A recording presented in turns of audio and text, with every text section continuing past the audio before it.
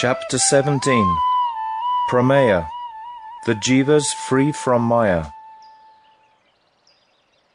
Brajanath's grandmother completed all the arrangements for his marriage, and in the evening she explained everything to him. Brajanath simply took his meal in silence and made no reply that day. He lay awake on his bed late that night, deep in thought about the state of the pure spirit soul. Meanwhile, his elderly grandmother was busy trying to find ways of convincing him to agree to the marriage. Just then, Brajanath's maternal cousin, Vaini Madhava, arrived. The girl that Brajanath was supposed to marry was Vaini Madhava's paternal cousin, and Vijay Vidyaratna had sent him to finalize the agreements. Vaini Madhava inquired, "What's the matter, grandmother? Why are you delaying in arranging brother Braja's marriage?" The grandmother replied in a rather anxious voice, "My son, you are an intelligent boy. Perhaps he will change his mind if you speak to him. All my efforts have been in vain." Vaini Madhav's character was clearly proclaimed by his short stature, small neck, black complexion, and his eyes which blinked frequently. He liked to pry into everything that was going on, rather than taking care of his own business. But his involvement in others' affairs was never particularly useful. After listening to the old lady, he frowned slightly, then boasted, "This is no problem. I just need your permission. Vaini Madhav can accomplish anything. You know me quite well. I can make money just by counting the waves. Let me discuss this with him just once, and if I succeed, then he'll treat me to a nice feast of puris and kachuris." "Brajanath has taken his meal, and he's asleep now," said grandmother. "All right, I'll come in the morning and put things in order," replied Vaini Madhava, and returned home. The next day, he returned early in the morning carrying a lota in his hand, and completed his morning ablutions. When Brajanath saw him, he was a little surprised and said, "Brother, how have you come so early in the morning?" Vaini Madhava answered, "Dada, you have been studying and teaching Nyaya Shastra for a long time now. You are the son of Pandit Harinath Chudamani, and you have become famous all over the country. You are the only surviving male member of the house, and if you don't have any heirs, who do you suppose will take care of this big house of yours? Brother, we have a request. Please get married." Brajanath replied, "Brother, don't give me unnecessary trouble. Nowadays I'm accepting the shelter of Sri Gaur Sundara's Bhaktas, and I don't have any desire to get involved in worldly affairs. I feel real peace in the company of the Vaishnavas in Mayapur, and I don't find any attraction for this world. I will either accept sannyas or spend my life in the shelter of the Vaishnava's lotus feet. I have expressed my heart to you because I know that you are my close friend, but don't disclose this to anyone else." Vaini Madhava understood that nothing but trickery could change Brajanath's mind, so he cleverly curbed his feelings, and in order to create a particular impression, he said, "I have always remained your assistant in whatever you have done. I used to carry your books when you were studying in the Sanskrit school, so I will carry your staff and water pot when you accept sannyas." It is difficult to understand the minds of wicked people. They have two tongues, and they say one thing with one, and exactly the opposite with the other. They are bandits in the garb of saints, carrying the name of Sri Ram in the mouth and a knife under the armpit. Brajanath was a simple person. Warming to Vaini Madhava's sweet words, he said, "Brother, I have always regarded you as my dear friend. Grandmother is just an old woman, and she doesn't understand serious matters. She is very enthusiastic to drown me in this ocean of worldly affairs by getting me married to some girl. It will be a relief if you can change her mind and somehow dissuade her. I will always be indebted to you." Vaini Madhava replied, "No one will dare to oppose your desire as long as Shama Rama is living. Dada, you will see what I am capable of. But just let me know one thing. Why have you developed such hatred towards this world? Who is advising you to cultivate such feelings of renunciation?" Brajanath explained about his renunciation and said, "There is one elderly and experienced Babaji called Raghunath Das Babaji in Mayapur. He is my instructor, and I go every day after dusk to the shelter of his feet to find relief from the burning fire of this material world. He is very merciful to me." The evil Vaini Madhava started thinking, "Now I understand Brother Braja's weakness. He has to be brought back to the right track by deception, force, or skill." Outwardly he said, "Brother, don't worry, I'm going home now, but I will gradually change grandmother's mind." Vaini Madhava pretended to take the road that led to his home, but instead he took another way and reached Shivasanga in Mayapur. There he sat on the raised platform under the bakula tree and began to admire the opulences of the Vaishnavas. These Vaishnavas are actually enjoying the world. They have such beautiful houses and lovely kunjas. This is such a nice dais in a wonderful courtyard. In each of the kutiyas, a Vaishnava sat chanting Harinam on his beads. They seemed quite content, like the bulls of religion. The women of the neighboring villages, who came to bathe in the Ganga, of their own accord supplied the Vaishnavas with fruits, vegetables, water, and various edibles. Vaini Madhava thought, "The Brahmanas have systemized Karmakanda to receive these facilities, but instead these groups of Babajis are enjoying the cream. All glories to Kali Yuga. These disciples of Kali are having a wonderful time. Oh, my birth in a high Brahmana family is useless. No one even cares about us anymore. What to speak of offering us fruits and water? These Vaishnavas even condemn learned Brahmanas and abuse and insult us by calling us lowly and foolish." Brother Braja fits this description quite well, though. Although he's such a well-educated man, he seems to have sold himself to these sly loincloth people. I, Vaini Madhava, will reform Brajanath, and these Babajis as well. Thinking like this, Vaini Madhava entered one of the kutiyas, which happened to be the one in which Sri Raghunath Das Babaji was sitting on a mat made of banana leaves, chanting his Harinam. A person's character is evident from his face, and the aging Babaji could understand that Kali personified had entered in the form of this son of a Brahmana. Vaishnavas consider themselves lower than a blade of grass. They offer respect to those who insult them, and they pray for the well-being of an opponent, even if he tortures them. Accordingly, Babaji Maharaj respectfully offered Vaini Madhava a seat. Vaini Madhava had no Vaishnava qualities at all, so after sitting down, he offered his blessings to Babaji Maharaj, considering himself above all Vaishnava etiquette. "Baba, what is your name? What brings you here?" inquired Babaji Mahashai informally. Vaini Madhava became furious by being addressed informally, and he said angrily, "Oh Babaji, can you become equal to the Brahmanas just by wearing a kopin?" "Never mind. Just tell me, do you know Brajanath Naya Panchanana?" Babaji, understanding the reason for his annoyance, "Please excuse this old man. Don't become offended by my words.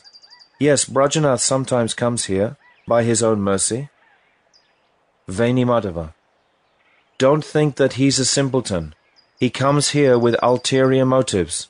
He is being polite at first to gain your confidence.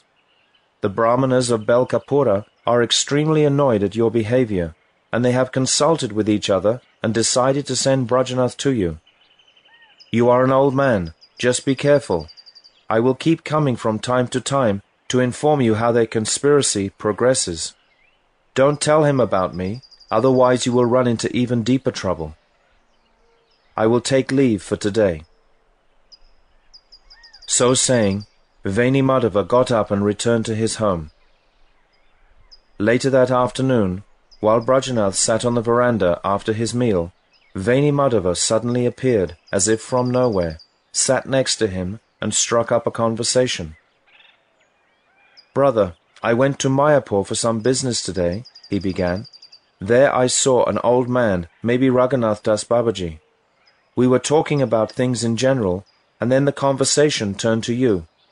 The things he said about you, I have never heard such repulsive things being spoken about any Brahmana. In the end he said, I will bring him down from his high Brahminical status by feeding him leftovers from many low-caste people. Fie on him! It is not proper for a learned man like you to associate with such a person. You will ruin the high prestige of the Brahmanas if you act like this." Brajanath was astounded to hear Venimadeva say all this. For some unknown reason, his faith and respect for the Vaishnavas and old Babaji Maharaj only doubled, and he said gravely, "Brother, I am busy at present. You go now. I will hear everything from you tomorrow, and make a decision then." Venimadeva went away. Brajanath now became fully aware of Venimadeva's two-tongued nature. He was well versed in the Nyaya Shastra, and although he had a natural dislike for wickedness, the thought that Venimadeva would help him on the path to sannyas had induced Brajanath to be friendly towards him. Now, however, he understood that all Venimadeva's sweet words had been for a particular motive. After further thought, Brajanath realized that Venimadeva was acting deceitfully because he was involved in the marriage proposal. That must be why he had gone to Mayapur, to sow the seed of some secret plot. He prayed in his mind, "O Bhagavan, let my faith at the lotus feet of my Gurudev and the Vaishnavas remain firm. May it never be reduced by the disturbance of such impure people." He remained absorbed in these thoughts until evening. Then he started out for Srivasanga, arriving there in deep anxiety. Back in Mayapur, after Venimadeva had left, Babaji thought, "This man is certainly a Brahma Rakshasa. Rakshasa kalim ashritya, jayante Brahma yonishu." Taking shelter in Kali Yuga, Rakshasas take birth in Brahmana families. This statement of Shastra certainly holds true for that person. His face clearly shows his pride in his high caste, his false ego, his envy of Vaishnavas, and his religious hypocrisy. His short neck, his eyes, and his deceptive way of talking actually represent his internal state of mind. Ah, this man is a complete asura by nature, whereas Brajanath is such a sweet-natured person. O Krishna, O Gauranga, never give me association of such a person.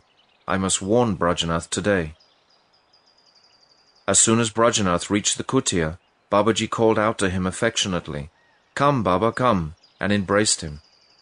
Brajanath's throat choked with emotion, and tears started flowing from his eyes as he fell down at Babaji's feet.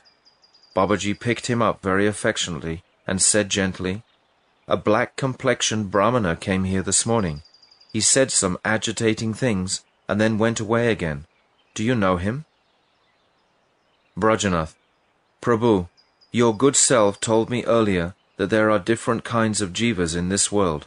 Some of them are so envious that without any cause they find satisfaction in troubling other jivas. Our brother Venimadeva is one of the leaders in that category. I will be glad if we don't discuss him further. It is his very nature to criticize you to me and me to you, and to cause disputes between us by manufacturing false accusations. I hope you didn't pay any attention to what he said." Babaji: "Ha Krishna, Ha Gauranga, I have been serving the Vaishnavas for many days now, and by their mercy I have received the power to tell the difference between a Vaishnava and a non-Vaishnava. You don't need to say anything to me about this." Brajanath: "Please forget all this, and tell me how a jiva can become free from the clutches of Maya." Babaji: "You will get your answer in the 7th shloka of Das Mula. Yada Brahmam Hari Rasagalad Vaishnava Janang Kadachit Sampasyan Tad Anugamane Syad Ruchi Yataha Tada Krishna Vritya Tyajati Sanakir Mayika Dasham Svarupam Vibrano Vimalarasabogam Sakurute." When, in the course of wandering amongst the higher and lower species in the material world, a jiva is able to behold a Vaishnava absorbed in the flowing rasa of Sri Hari Bhakti, taste arises in his heart for following the Vaishnava way of life. By chanting Sri Krishna Nam, he gradually becomes free from his conditioning. Step by step, he then gains his intrinsic Chinmaya Swarup, transcendental form, and becomes qualified to taste the pure and spiritual rasa of direct service to Sri Krishna. Brajanath, I would like to hear some evidence from the Vedas to verify this. Babaji, it is said in the Upanishads, Samane vrikshe purusho nimagno, nishaya sochati muyamanaha, justam yadi pashyati anyam isham, asya mahimanam eti vita shoka. Mundaka Upanishad 3.1.2 and Svetashvatara Upanishad 4.7. The Jiva and the indwelling Paramatma both reside in the body like two birds in the same tree. The Jiva is sunk in the bodily conception of life because of his attachment to material sense enjoyment. Bewildered by Maya, he cannot find any means of deliverance, and thus he laments and falls down. When the Jiva has darshan of the other person within his heart, namely the Supreme Lord, who is served eternally by his unalloyed bhaktas, he witnesses Krishna's uncommon glories. He then becomes free from all lamentation and attains his glorious position as Krishna's servant. Brajanath, this shloka states that when the Jiva sees the worshipable Lord, he becomes free forever from all anxieties and directly perceives his magnificence. Does this imply liberation? Babaji, liberation means to be released from the clutches of Maya. Only those who have the association of saintly people attain this liberation. But the real subject of research is the glorious position that one receives after attaining liberation. Muktya hitvan yata rupam, svarupena vyavastitihi. Srimad Bhagavatam 2.10.6. The Jiva in his original constitutional form is a pure servant of Krishna. When he falls down into the darkness of nescience, he has to accept gross and subtle material bodies. Liberation means to abandon these extraneous forms completely and to be situated in one's original spiritual swarup. This half shloka explains that liberation means to abandon these other forms and to be situated in one's swarup. Attaining one's constitutional position is the necessity for the Jiva. The work of liberation is complete the moment the Jiva is released from the clutches of Maya. Then, so many activities begin once he attains his natural constitutional position. This is the fundamental necessity of attainment, Mool Prayojan of the Jiva. Freedom from intense misery can be called liberation, but following liberation there is another stage in which a person achieves spiritual happiness, Chit Sukha. That state is described in the Chandogya Upanishad 8.12.3. Evam evaishya samprasado, smachcharirat samutaya, param jyotirupa sampadya, svena rupena binishpadyate, sa uttama purusha sa tatra, pariyeti jaksan kridan ramamana. When the Jiva achieves liberation, he transcends the gross and subtle material bodies, and is situated in his own non-material spiritual state, complete with his spiritual effulgence. He then becomes transcendentally situated. In that spiritual atmosphere, he becomes absorbed in enjoyment, bhoga, activities, krida, and bliss, ananda. Brajanath, what are the symptoms of those who are liberated from Maya? Babaji, they have 8 symptoms, which Chandogya Upanishad 8.7.1 describes as follows. Ya atma pahata papma, vijaro vimrutyo vishoko, vijigatso bipasaha, satyakama satyasankalpaha, sonvestavyaha. The liberated soul has 8 qualities.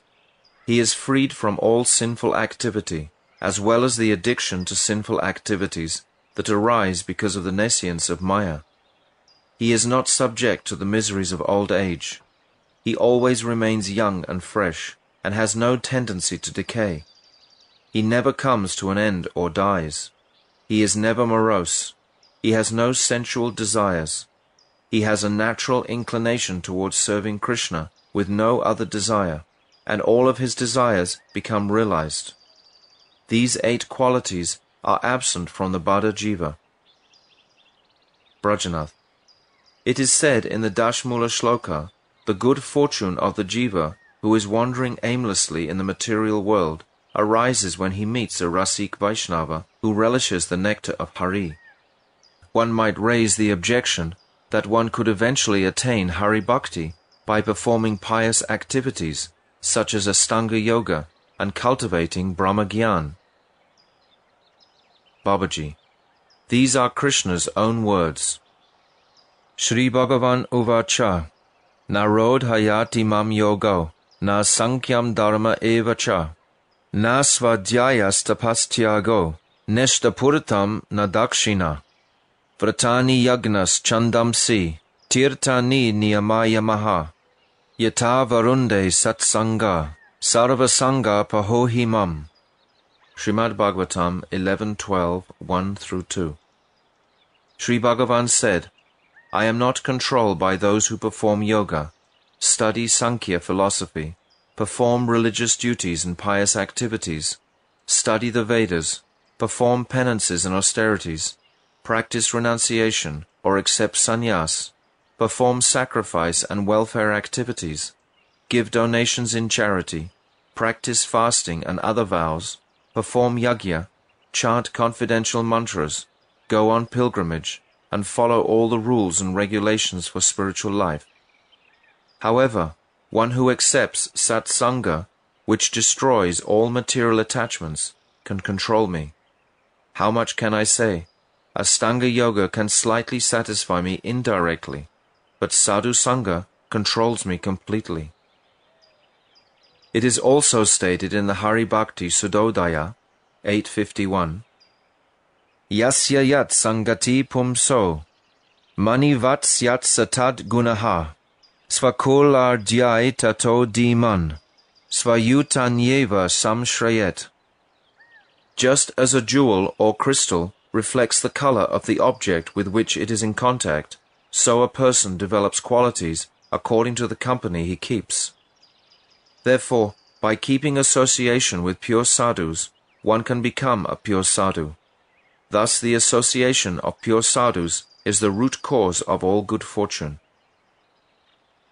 In the Shastras, the word nishanga means to live in solitude.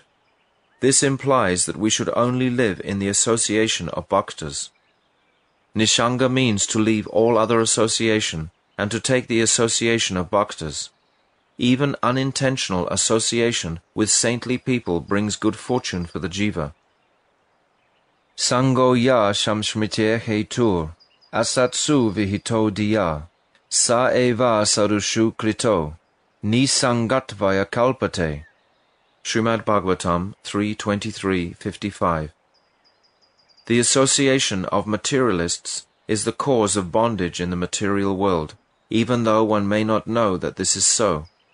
Similarly, association with saintly people, even if it happens by chance or unknowingly, is called nisanga. It is said in Srimad Bhagavatam 7.5.32, Naishammatistavad urukramangrim, sprisatyanarta pagamo yadartaha, mahiya shampada rajobhishekam, niskinchanam nam navrinita yavat. The lotus feet of Urukram, who is glorified for his uncommon activities, destroy all anarthas in the heart. However, those who are very materialistic cannot be attached to his lotus feet until they smear their bodies with the dust from the lotus feet of great souls who are absorbed in Bhagavat Prem and who are completely freed from material attachments. And Srimad Bhagavatam 10.48-31 states, Nahyam mayani tirtani, na deva mritchila maya, te purnanchu rukalena, darshanad eva sadavaha. One is purified by the holy places where rivers such as the Ganga flow, and by the stone and clay deities of devatas only after rendering them reverential service over a long period of time.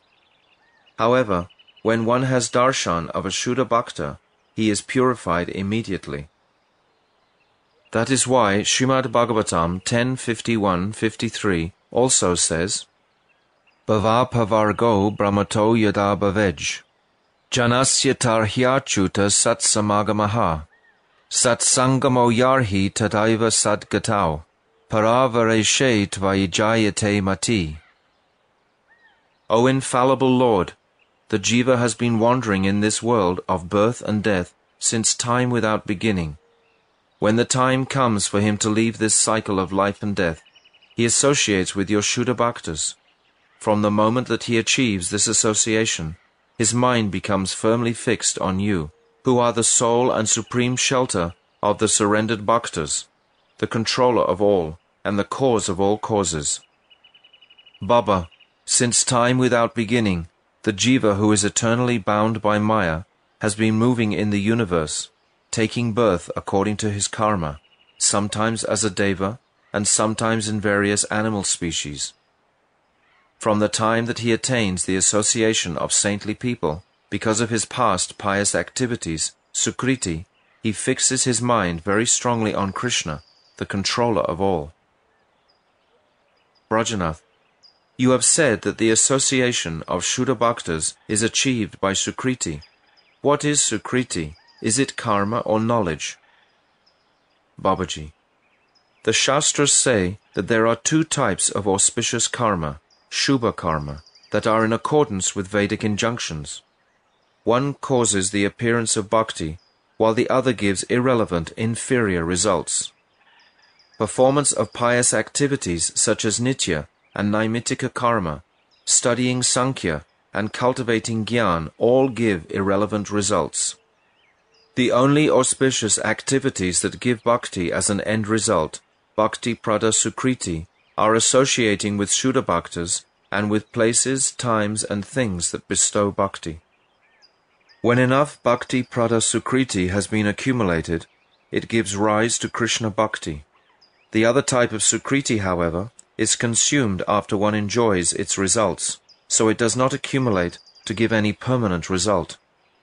All the pious deeds in the world, such as charity, only result in achieving the objects of sense gratification. The sukriti of impersonal speculation results in impersonal liberation. Neither of these kinds of sukriti can give devotional service to Sri Bhagavan. Activities such as sadhu sangha and observing a Ekadasi, Janmastami and Gaur Purnima all help to develop one's saintly qualities. Tulsi, Mahaprasad, Sri Mandir, holy places and articles used by sadhus, sadhu vastu, are all auspicious. Touching them or obtaining their darshan are pious deeds that give rise to bhakti. Brajanath, can a person obtain bhakti if he is tormented by material problems and takes shelter of Sri Hari's lotus feet in full knowledge to become relieved of his problems? Babaji, the Jiva harassed by the afflictions of the goddess of illusion may somehow understand through discriminating intelligence that worldly activities are simply troublesome, and that his only solace is Krishna's lotus feet and the feet of his Shuddha Bhaktas. Knowing this, he takes shelter of his lotus feet, and the first step in this process of surrender is to accept the shelter of Shuddha Bhaktas. This is the principle of Bhakti Prada Sukriti, through which he obtains the lotus feet of Bhagavan. Whatever renunciation and wisdom he had originally were just a secondary means of obtaining bhakti. Thus, the association of bhaktas is the only way to attain bhakti. There is no other recourse. Brajanath, if karma, gyan, renunciation and discrimination are secondary ways of achieving bhakti, what is the objection to calling them bhakti prada sukriti? Babaji, there is a strong objection. They bind one to inferior temporary results. The performance of karma has no permanent result, but it binds the jiva to the objects of sense gratification. Renunciation and empirical knowledge can only lead the jiva as far as knowledge of Brahman, and this conception of an impersonal supreme principle prevents him from attaining Bhagavan's lotus feet. Consequently, these cannot be called bhakti prada sukriti. It is true that they sometimes take one to bhakti, but that is not the usual course of events. Sadhu Sangha, on the other hand, definitely does not award any secondary benefit, but forcibly brings the jiva towards prem. It is explained in Srimad Bhagavatam 3.25-25. Satam prasangan mama virya samvido, bhavanti hritkarana rasayana kata, tad josanad ashva pavarga vartmani, shraddha ratya bhakti anukramisyati.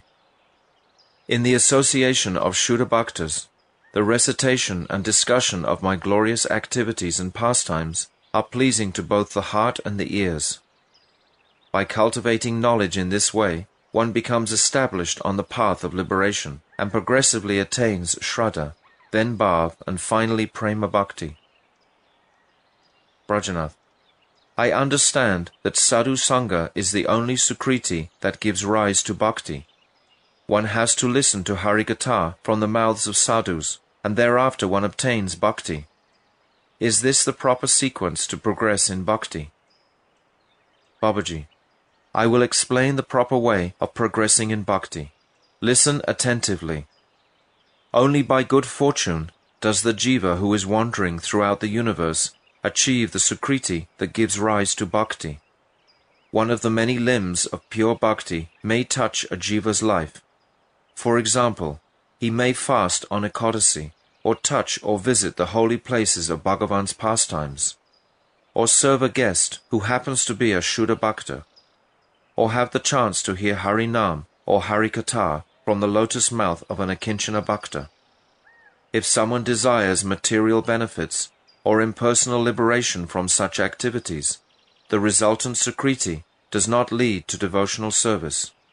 However, if an innocent person performs any of these activities, either unknowingly or out of habit, without desiring material sense gratification or impersonal liberation, these activities lead to the accumulation of Bhakti Prada Sukriti.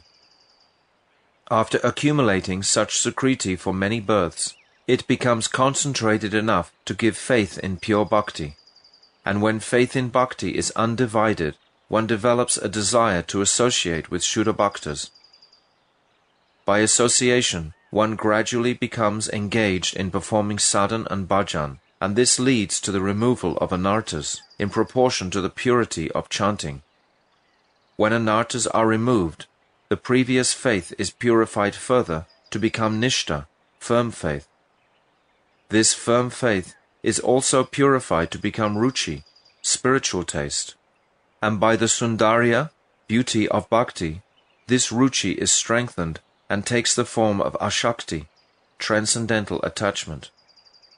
Transcendental attachment matures into rati or bhav. When rati combines with the appropriate ingredients, it becomes rasa. This is the step-by-step progression in the development of Krishna Prem. The principal idea is that when people with sufficient Sukriti have darshan of Shuddha Bhaktas, they develop an inclination to proceed on the path of Bhakti. One associates with a Shuddha Bhakta by chance, and this leads to initial Shraddha, whereupon he gets the association of the Bhaktas a second time. The result of the first association is Shraddha, which can also be termed surrender, Sharanagati. The initial sadhu sangha is brought about by contact with holy places, auspicious times and paraphernalia, and recipients of Sri Hari's grace, all of which are beloved by him. These lead to faith in his shelter. The symptoms of the development of such faith are described in the Bhagavad Gita 1866. Sarva dharmam parityaja, mam ekam sharanam braja, aham tvam sarve papabhyo, mokshayishyami ma suchaha. Here the words sarva dharman imply worldly duties, smarta dharma, ashtanga yoga, sankhya yoga, gyan and renunciation. The jiva can never achieve his ultimate spiritual goal by practicing all these dharmas, which is why the instruction here is to give them up.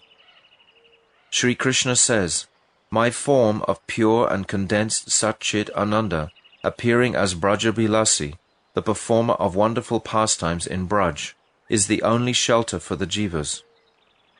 When one understands this, he gives up all desire for bhukti, material sense enjoyment, and mukti, impersonal liberation, and with undivided attention takes shelter of me. This is known as pravritti rupa shraddha, the exclusive tendency to engage in Krishna's service. When such faith dawns in the jiva's heart, with tears in his eyes, he resolves to become a follower of a Vaishnava sadhu. The Vaishnava of whom he takes shelter at that point is the Guru. Brajanath: how many types of anarthas does a jiva have? Babaji: there are 4 types of anarthas: Swarup Brahm, being illusioned about one's spiritual identity; Asat Trishna, thirst for temporary material enjoyment; Aparad, offenses; and Hriday Dubalya, weakness of the heart. The jiva's first anartha, namely Swarup Brahm, occurs when he forgets the understanding that I, the pure spiritual spark, am Krishna's servant, and is carried far away from his original spiritual position. When the jiva considers that he and his dead material possessions are I and mine, he develops 3 types of Asat Trishna. These are the desire for a son, for wealth, and for celestial pleasures. There are 10 types of aparad, which I will discuss later. The jiva is grief-stricken because of Hriday Dubalya. These 4 types of anarthas are the Naisargic fowl, the fruit of Nisarg, or the acquired nature of the jiva who has been caught by ignorance, and they are removed gradually by cultivating Krishna consciousness in the association of Shuddha Bhaktas. The 4-fold path of yoga consists of withdrawal from sense objects, pratyahara, self-control, yama, following various rules and regulations, niyama, and renunciation, vairagya. This process is not the proper means to free oneself from material anxiety, for it is difficult to attain perfection, and there is always a strong risk of falling down. The only way to become free from all anxiety is to cultivate pure Krishna consciousness in the association of Shuddha Bhaktas. Thus the jiva is freed from Maya's stranglehold, and his constitutional position is revealed to the extent that anarthas have been removed from his heart. Brajanath: can people with no trace of anarthas be termed liberated people? Babaji: please consider the following shloka. Rajobi samasankyataha, partiver ihajantavaha, tesham ye kechane hante, shreyo vai manujadayaha, prayo mumukshavaste tesham, kechanaiva dvijotama, mumuksunam sahasreshu, kaschin muchite siddhyati, muktanam apisidanam, narayana parayanaha, sudurlabha prasantatma, kotijvapi mahamune. Srimad Bhagavatam 6.14, 3-5. Hey Bhagavan, there are as many jivas in this material world as there are grains of sand. Only a few of these are human beings, amongst whom only a few direct their efforts in search of a higher goal. Of those who are endeavoring for a higher goal, only a few rare individuals seek liberation from this world, and out of thousands of such people, hardly one is actually able to achieve siddhi, perfection, or mukti, liberation. Out of millions of perfected, liberated souls, it is difficult to find a single, peaceful, great soul who is fully dedicated to seva of Sri Narayan. Therefore, Narayan's bhaktas are very rare. A person free from all anarthas is known as a Shuddha Bhakta. Such bhaktas are very rare indeed. Even among millions of muktas, one can hardly find a single bhakta of Sri Krishna.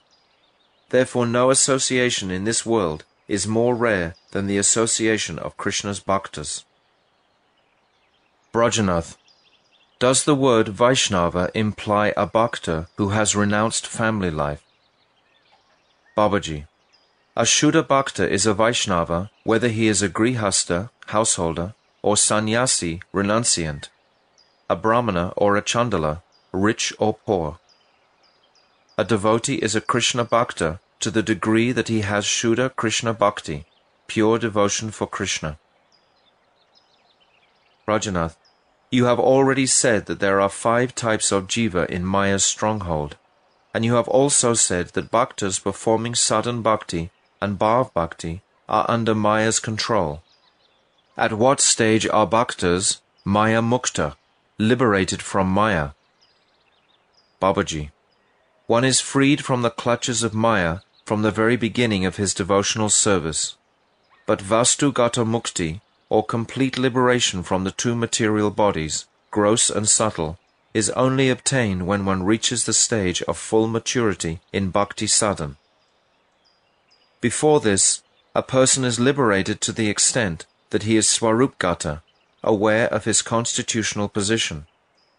The jiva attains vastugata maya mukti, complete freedom from Maya, only when he is completely disassociated from the gross and subtle bodies. The stage of bhav bhakti dawns in the jiva's heart as a result of practicing sadhan bhakti. When the jiva is firmly established in bhav bhakti, he gives up his gross body, and after that he gives up the subtle body and becomes established in his pure spiritual body, chit sarira. Consequently, the jiva is not fully free from Maya's control, even in the beginning stage of bhav bhakti, because a trace of the conditioning of Maya always remains as long as the jiva is performing sadhan bhakti. The authorities in our line have carefully considered sadhana bhakti and bhav bhakti, and have included bhaktas practicing both these stages amongst the 5 stages of conditioned souls. The materialists and the impersonalists are definitely included amongst the 5 categories of conditioned souls. The only path of deliverance from the clutches of Maya is bhakti for Sri Hari. The jiva has been put under Maya's control because he is offensive, and the root of all offense is forgetting that I am Krishna's servant. The offenses can only be eradicated if one has Krishna's mercy. Only then can one be freed from Maya's control. The impersonalists believe that one can gain liberation from Maya by cultivating knowledge, but this belief has no basis. There is no possibility of becoming free from Maya without his mercy. This is explained in Srimad Bhagavatam 10:32-33. Ye nye ravindaksha vimuktamaninas, tvayasta bhavad avishuddha buddhaya, aruya krichtrena parampadam tata, patantya donardrita yusmad angraya. O lotus-eyed Lord, those who proudly think that they are liberated, but do not render devotional service unto you, certainly have impure intelligence. Although they perform severe austerities and penances, and rise up to the spiritual position of impersonal realization of Brahman, they fall down again because they have no respect for devotional service to your lotus feet. Tata na te madhava tava kakvachid, brashyanti margat tvaibada sorida, tvaya bigupta vicharanti nirbhaya, vinayaka nikipa muradasu prabho. O Madhava, your dearmost bhaktas, who have true love for your lotus feet, are not like those proud Gyanis, for they never fall down from the path of devotional service. Since you protect them, they move about fearlessly, stepping on the very heads of those who obstruct their path, so that no obstacle can check their progress. Brajanath, how many different types of jivas are liberated from Maya? Babaji, 2 kinds of jivas are free from Maya's control. Nitya Mukta, the jivas who were never under Maya's control, and Bada Muktas, those who were once under Maya's control but are now free. The Nitya Mukta jivas are divided again into 2 categories. Aishwarya Gata, those who are attracted by Bhagavan's feature of opulence and majesty, and Madhurya Gata, those who are attracted by his feature of sweetness.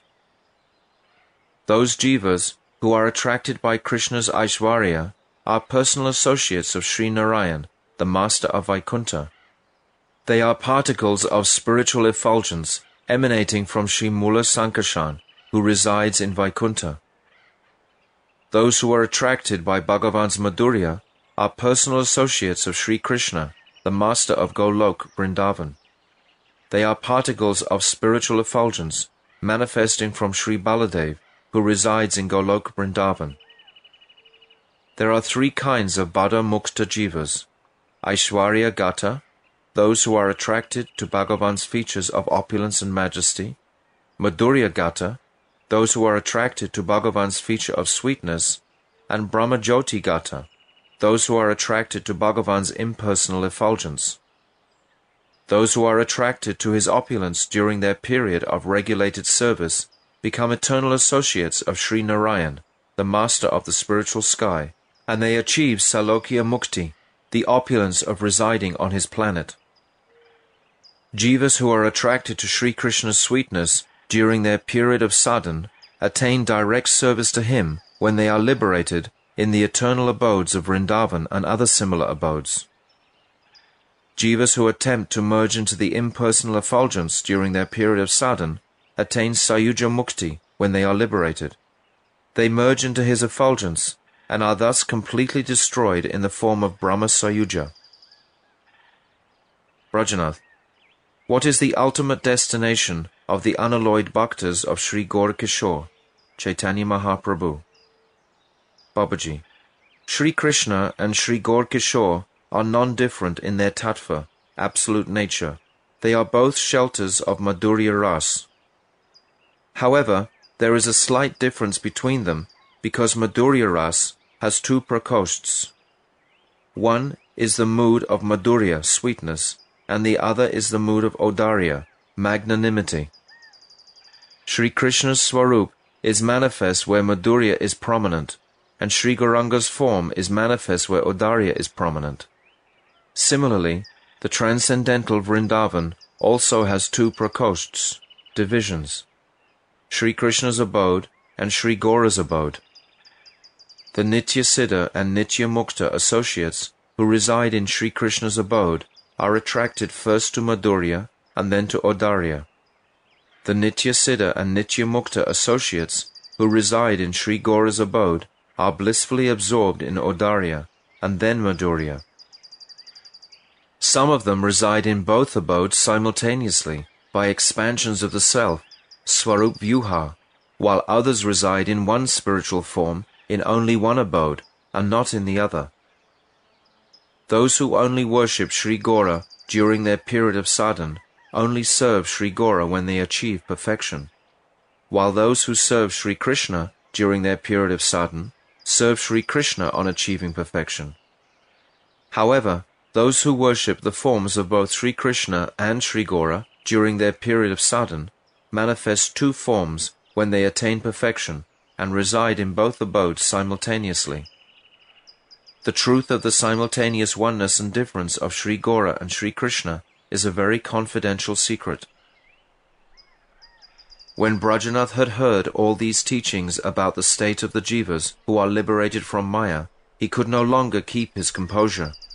Brimming with emotion, he fell down at the elderly Babaji's lotus feet. Crying profusely, Babaji Mahashai picked him up and embraced him. It was already quite late in the night. Brajanath took leave of Babaji Mahashai and went home totally engrossed in meditating on Babaji's instructions. When Brajanath reached home, he took his meal, and while doing so, he warned his grandmother sternly, "Grandmother, if you people want to see me here, stop all this talk about my marriage, and do not keep any sort of contact with Vaini Madhava. He is my greatest enemy, and from tomorrow I will never speak with him again. You should also neglect him." Brajanath's grandmother was very intelligent. Understanding Brajanath's mood, she decided to postpone any question of marriage. From the kind of sentiments that he is displaying, she thought, if he is forced too much, he might leave for Vrindavan or Varanasi. Let Bhagavan decide as he will. Thus ends the 17th chapter of Jaiva Dharma, entitled Prameya, the Jivas free from Maya.